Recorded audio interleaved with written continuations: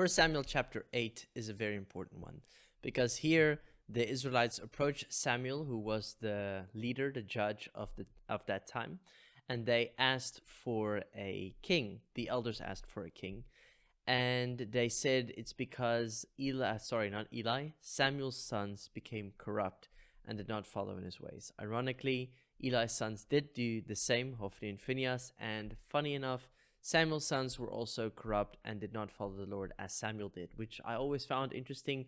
Why would that happen? Maybe Samuel was a good spiritual and military leader, but he wasn't a good father, or he was very absent because he was so busy with those things that he wasn't a good father, and therefore they rebelled and they became corrupted leaders.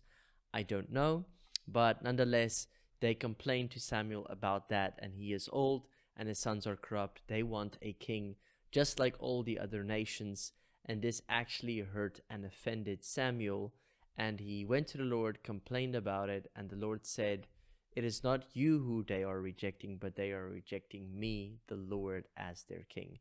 Ever since I brought them up out of Egypt, they have been going after other idols like the golden calf and worshiping other gods like we learned earlier in 1 Samuel, and now they want to become like the other nations by having a human king instead of relying on Yahweh as their king, who is their rightful king. He is the King of Kings, and they want to be like everybody else. This is another way of saying like they want to be like the world, and so easily we can ask, how do we want to be like everyone else in the world? It's so easy to look how the world is doing things, and we want to be like everybody else and do everything like everybody else is doing because it seems to be the norm. Doesn't always make it God's way, and that is a very dangerous place to be, where you want to be more and more like the world. And I think even a church or your own personal lifestyle, you shouldn't lean towards it to be more and more like the world. It should be like the Lord's will, and the Lord's will is difficult, but it's the most worth it thing to do, even though we don't always get it right. And this made me think of how you have to be awake to not want to be like the world. And it's so easy to want that desire to fit in and to be different, but we are called to be holy and different and unique in contrast to the world. And I think this chapter is in a way warning us to not be like the world, because later we learn how things didn't always go that well, even if they had a king.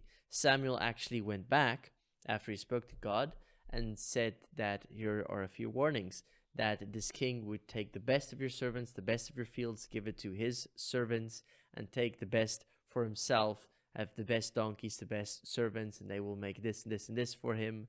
And even though they heard all those warnings, they still insisted, no, we want a king. Even in the book of Deuteronomy, I believe it was Deuteronomy 21 or something.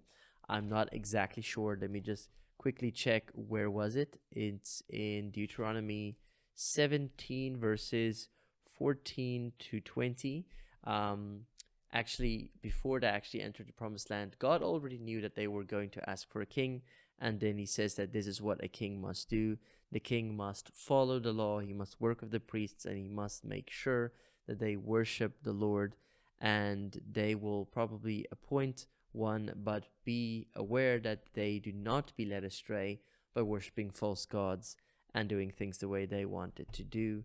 And that's actually a spoiler, because things did not always go well with the time of kings. This is 1 Samuel, where kings get introduced, and then 2 Samuel continues the story, especially of David.